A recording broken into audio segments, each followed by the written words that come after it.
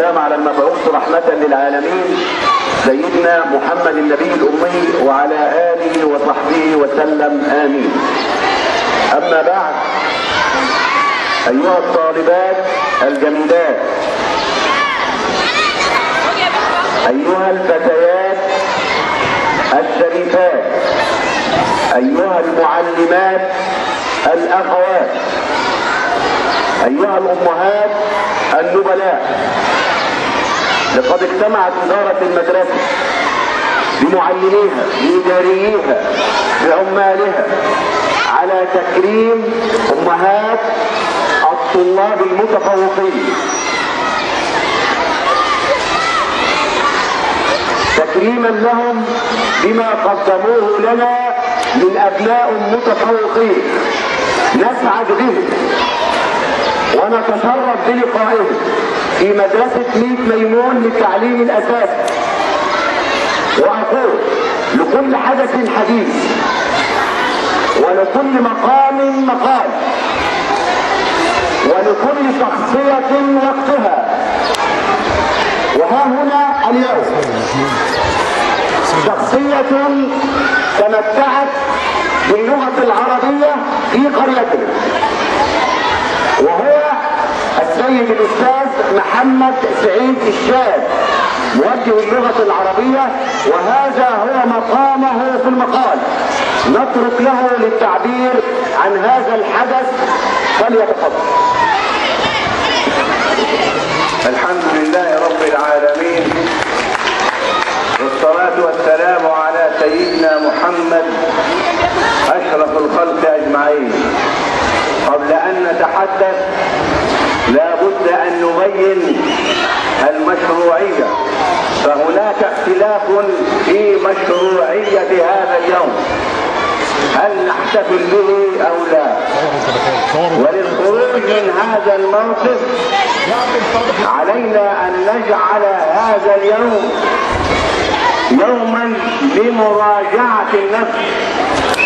أين أنا الآن من معاملة أمي؟ أين أنا الآن من معاملة أبي؟ لحظة صدق مع النفس، أراجع نفسي وأصوب أخطائي. القرآن الكريم تحدث عن الوالدين، قال تعالى: وقضى ربك ألا تعبدوا إلا إياه وبالوالدين إحسانا. وذكرت الأخت آيات وأحاديث كثيرة في هذا الموضوع. والكلام عن الأم يكثر وفيه كتب ومجلدات، ولكن أقول وأذكر لمحات تاريخية عن حسن التربية وعن دور الأم والأب في تربية الأبناء.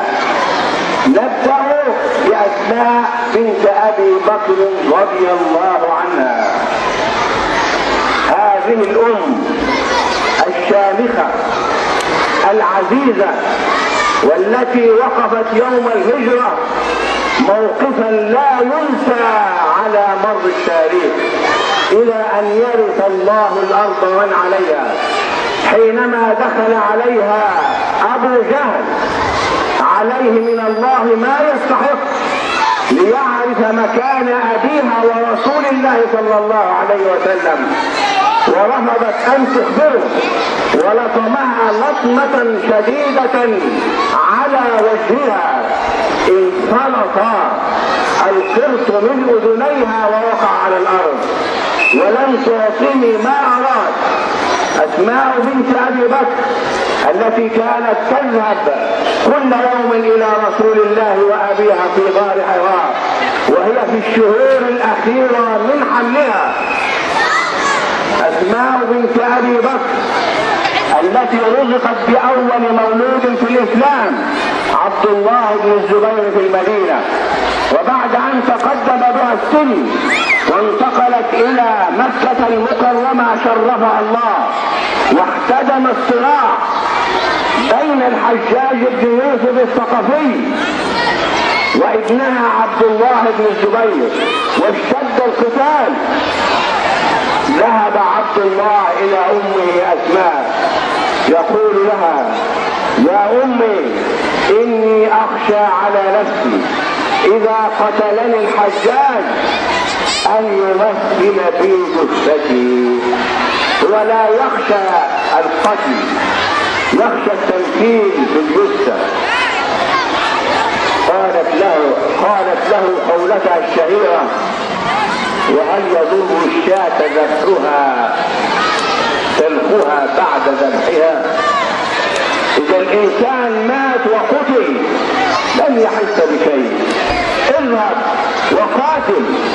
فذهب واستشهد، وبالفعل طلبه الحجاج وتركه عدة ايام، وجاءها الخبر. هل لطمت؟ هل شقت الجيوب؟ هل دعت بدعوة الجاهلية؟ لا، لم تفعل ذلك. وكان قد فقد بصرها، فطلبوا منها ان تذهب لتتحسس ابنها وهو مسلوب، فرفضت. شخصية اخرى وهي الخنساء. انظر الى المساواة بين الابناء. الخنساء شاعرة العرب، كان لها 4 من الابناء، يسألوها: ايهما تفضلين؟ قالت: هم كالحلقة المفرغة لا يعرف اين طرفها. وحينما استشهدوا ال4 في موقعة واحدة، فجاءها الخبر. ماذا قالت؟ قالت: الحمد لله الذي شرفني بقتلهم، وارجو من الله ان يجمعني بهم في مستقر رحمته، اي في الجنة. هذه صور، والصور كثيرة. رسول الله صلى الله عليه وسلم في غزوة احد حينما انصب عنه الصحابة وجد امرأة تدافع عنه.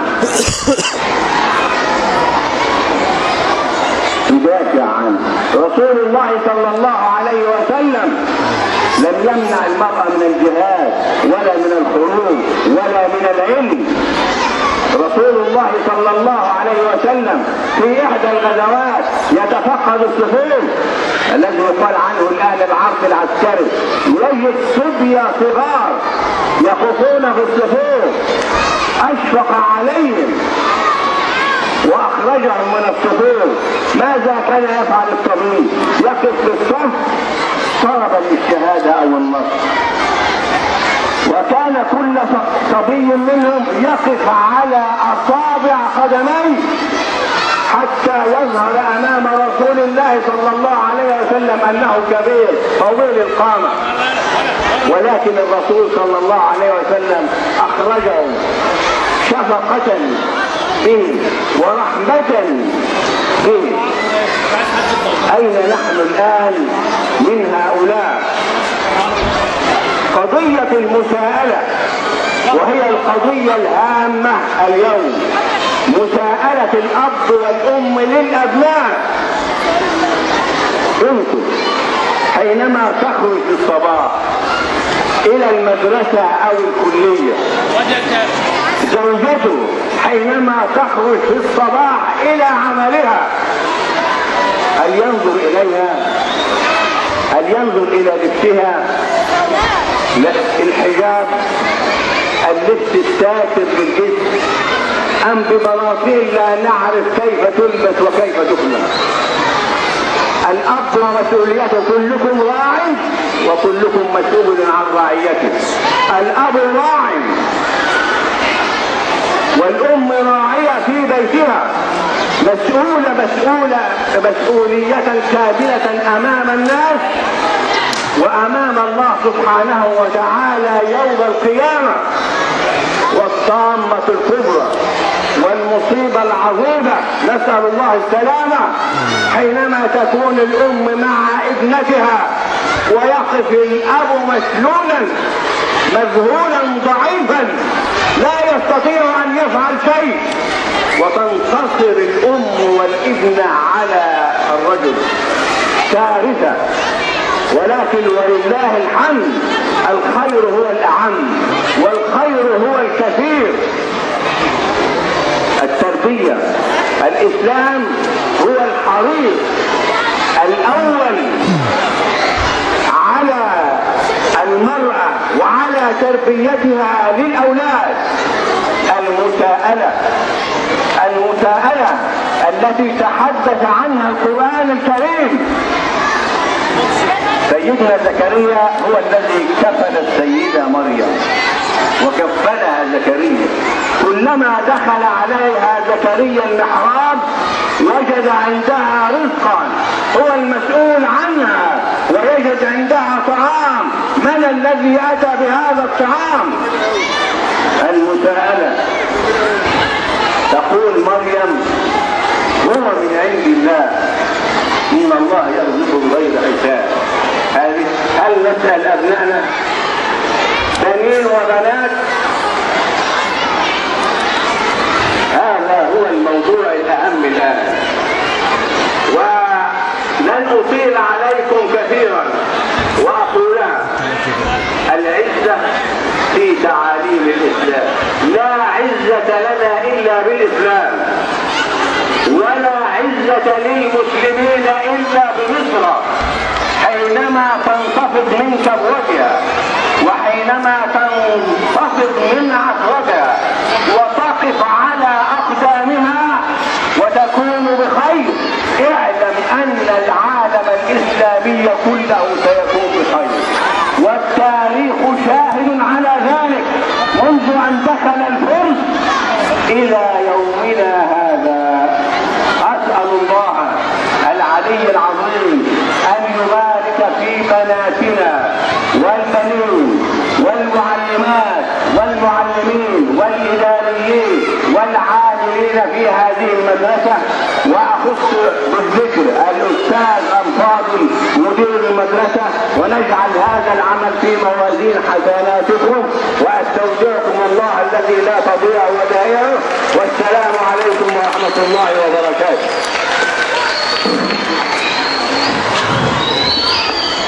أنا هطلب بس من الطلبة والتلاميذ السر الابتدائي اقعد مكانك، مش عاوز صوت لو سمحت، مش عاوز صوت.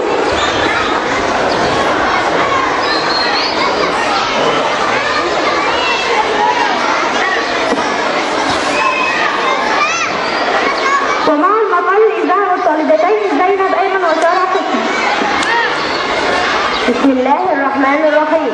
الحمد لله وكفى، والصلاة والسلام على حبيبه المصطفى محمد سيد الأنبياء، وعلى آله سادة الأصفياء، وعلى أصحابه طالب الأصفياء. أما بعد، يسعدني ويشرفني أن أقدم لحضراتكم المقال الإذاعي لهذا اليوم الذي تحتفل فيه مدرستنا بحفل عيد الأم، وسيكون مقالي عن الأم.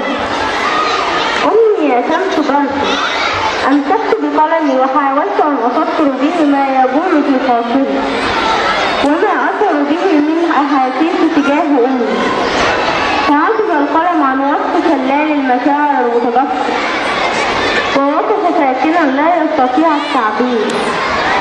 فمهما وصفت فيها أو عبرت عن مشاعري فنوع فيها حقها. فهي رحمة الله لي في تلك الحياة، فهي كالبستان الذي أستظل بأشجاره، وهي نبع الماء المصفى الذي يحيط بي، فهي نبع لا يجف ولا ينضج، وهي الشمس التي تنير دربي فتوجهني للصواب وتشخص مساري في دروب الحياة، وهي كالبلسم لجروحي وقد تداويني وهي تتألم ولا تجد من يخفف آلامها، فعطائها لا نهاية له منذ أن حملتني بين ذراعيها حتى يومنا هذا، ولا تعطي ولا تنتظر المقابل. فمن يزرع أرضا ويراعيها ولا ينتظر حصادها، فأسأل الله أن يجازيها خير الجزاء على ما قدمت ولا تزال تقدمه من أجله. وفي مقالي هذا أرجع لكم بعض ما قيل في الأم من أشعار. كبرت وفي دفء قلبك احتميت، بين دموعك استبأت ومن عطائك ارتويت.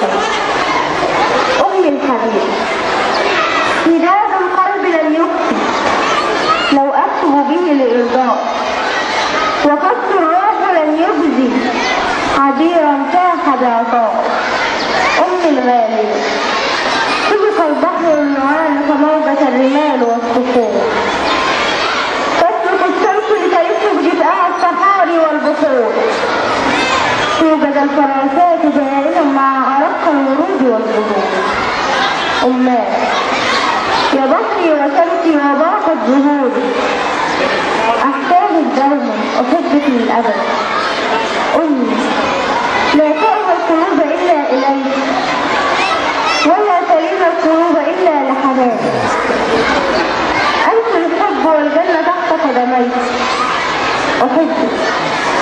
أمي، صباح الخير في كل صباح، يا أروع جزء يا أجمل صوت، إليك في كل مساء، لك يسر المساء وشمس الصباح، أنت فقط. يا قصة الحب الأبدي يا أول مرة، وأروق قلب لك كل الورد، لك كقصائد العشق، فأنت فقط تستحقينها يا كل الحنان. يا أمي، صباح الخير يا كل الخير، أحن إليك إذا حل ليل وفارقني فيك صبح جميل. أحن إليك صباحا مساء، وفي كل حين إليك أمين. عمري، أنت اعترفت بنظرة وجهك فيه، أطير وأحفل اللقيات في كل حين، ومهما أقوله قلبي. وفي نهاية مقالي هذا نحمد الله الذي أعزنا بأمهاتنا، وأسأل الله أن يدخلهن جنات النعيم جزاء لهم بما صبروا وضحوا، وأن يلبسهن ثوب الصحة والعافية. آمين يا رب العالمين. لا يعرف التاريخ دينا ولا نظاما حرم المرأة باعتبارها أما وأعلى من مكانتها مثل الإسلام. لقد أخذ الوصية بها وجعلها كارية للوصية بتوحيد الله وعبادته، وجعل برها من أصول الفضائل، كما جعل حقها أكد من حق الأب لما تحملته من مشاق الحمل والوضع والإرضاع والتربية. وهذا ما يقرره القرآن ويكرره في أكثر من سورة ليثبته في آذان الأبناء ونفوسهم. ومن عجيب ما جاء به الإسلام أنه أمر ببر الأم وإن كانت مشركة، فقد سألت أسماء بنت أبي بكر النبي صلى الله عليه وسلم عن صلة أمه المشركة، وكانت قدمت عليها، فقال لها نعم صلي أمك. ومن رعاية الإسلام للأمومة وحقها وعواطفها أنه جعل الأم المطلقة أحق بحضانة أولادها وأولادهم من الأب. قالت امرأة: يا رسول الله، إن ابني هذا كان بطني له وعاء، وتبني له سقاء، وحجري له حواء، وأن أباه طلقني وأراد أن ينتزعه مني. فقال لها النبي صلى الله عليه وسلم: أنت أحق به ما لم تنكحي. واختصم عمر وزوجته المطلقة إلى أبي بكر في شأن ابنه عاصم، فقضى به لأمه. وقال لعمر: ريحها وشمها ولفظها خير له منه، وقرابة الأم أولى من قرابة الأب في باب الحضانة. والأم التي عنى بها الإسلام كل هذه العناية وقرر لها كل هذه الحقوق، عليها واجب أن تحسن تربية أبنائها، فتغرس فيهم الفضائل وتبغضهم في الرذائل، وتعودهم طاعة الله، وتشجعهم على نصرة الحق، ولا تثبطهم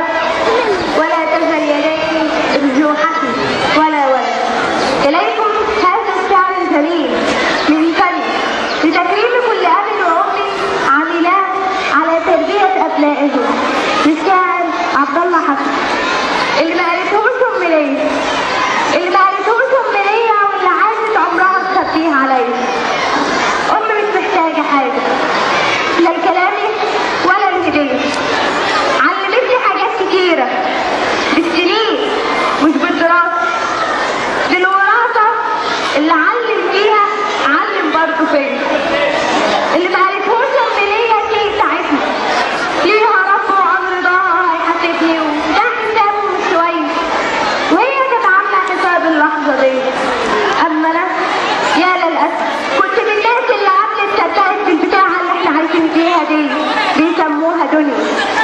للتي خلتني واحد، للتي خلتني واحد من زمان وعدت فيا، طفل كنت بعودي سالد على العمر ومن عليا، الزمن خلاني جاحد والسنين غفلت عليا، هي سترها كان مخدة وطرحة قلبها كان مودة وطرحة قلبي كان أسية، اللي ما عرفوش أم ليا إنها كبرت عليا، لما عشت سنين فاكرها كبرت تعبها بغيرها، كان لابد أعمل حسابي شفتها طلعت شبابي قيد وخدعة ما كانتش فارقة، أنزل أمشي أخرج أسرح لما بتقلبني أسوح كنت أدور وشي، هي ناقصة كمان تقول لي كنت فين ريحتك سجاير ولا صليت النهارده، كنت نام ساعة واحدة، شفت حنيتها ضاع وهي كارية بقلبي راضي، دنيا دايرة وكاسها فاضي كنت بصرف تفتكرني، ليه مصرة تخنقيني؟ ليه مصرة تخنقيني ياما مش وقت تسيبيني؟ انتهينا خلاص كبرت، اتخذت في سكة تانية، زهقت من لعبك معايا، زهقت من خوفك عليا، للعينين عبد الخطايا جارية حوالين الجنينة، وشوفها لما الليل يليل، كنت تبص بعين حزينة وكانت أمي لسه برضه تعيني عيني، كنت أنا عامل حسابي بكرة أصحى ألاقيها جنبي، يعني هتروح مني فين؟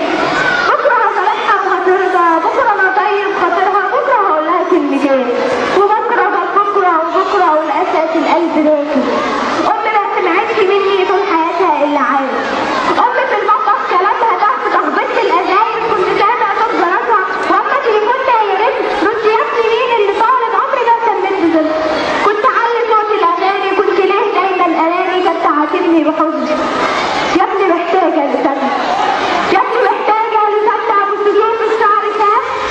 أيوة بيتي طلقاتها عشت فيها واكل وشارب عمري ما اهتميت بحاجة، أمي تفتح أمي تقفل أمي تغسل أمي تفتح أمي تطبخ أمي تغسل أمي تعمل كل حاجة، من رضاعة لحد وقتي كنت بكبر صمت وهي إحساسي السبع، أمي يا آخر سفينة، أمي يا آخر سفينة بابتسامتها الحزينة كانت تسقيني الدلع، السنين طلبت بقيتها، السنين طلبت بقيتها ياللي مش عارفيني نفسي، أمي حصلت الوجع، أمي قبل النوم بتدعي مش عشان ده عشان اللي على التسريحة ده مش دواها، دي حاجات ضايعة ولقيتها زي سبحتها وحاجاتها نضارتها وكل شيء واخد ريحتها وفي حاجة مخوفاني، ابتدى إحساسي يصحى، السنين على الوش واضحة، رعشة الإيد اللي شالت والكلام ممسوق بصحة زي فاكرة عشان تضمن الغسل اللي قلب السماء،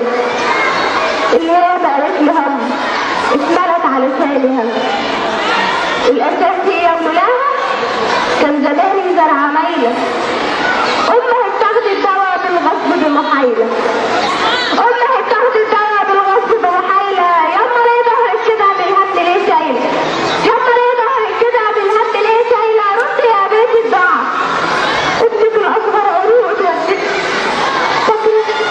فاكرة لما كان بيحكي برضعه، فاكرة تحكي أغنياته، فاكرة دعواتك عشانه النهارده العمر خاله، ذكرياته وأمنياته حلمه على مدير حياته خلى عنه فات، فعلى أول مرة يفهم معنى أمي، يعني إيه التضحية؟ ياخد عمري كله مني بس آخر أمنية، يا ملاك الموتى يا ملاك الموتى مهما اللي اشتغلت عليها عين، سيبها بكرة سيبها بعده سيبها أسبوع سيبها شهر سيبها عمر سيبها لسه سيبها أربعة سيب لي فرصة لسه أسمع تاني، يا ابني اللي معرفوش إن ليا وهو أكتر شيء تعبني إنما كنت عارفة إني كمان هترها أول تيجي في يوم كده، اللي معرفوش إن ليا